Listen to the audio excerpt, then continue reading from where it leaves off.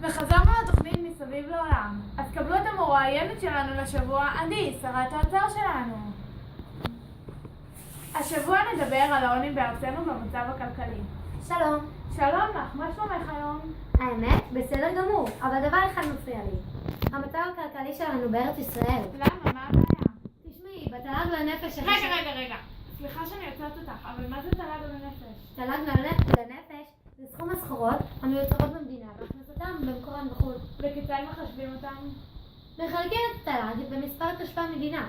אך חלק מהאוכלוסייה הענייה מתה בגלל מצבם הכלכלי, בכך שהם לא יכולים להרשות לעצמם לקנות מוצרים המגנים על בריאותם, וזה מעלה את התל"ג לנפש.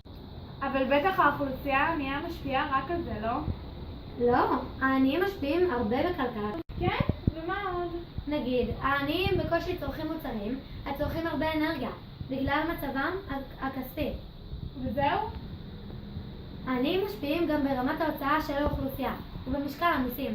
בגלל שאין להם הרבה כסף, הם לא מוציאים הרבה על מוצרים שונים. ובגלל שהם לא מוציאים הרבה כסף, המיסים שלהם נמוכים יותר, ובכך כלכלת ישראל נמוכה יותר. אוקיי, תודה רבה שבאת. נתראה בתוכנית הבאה. תודה.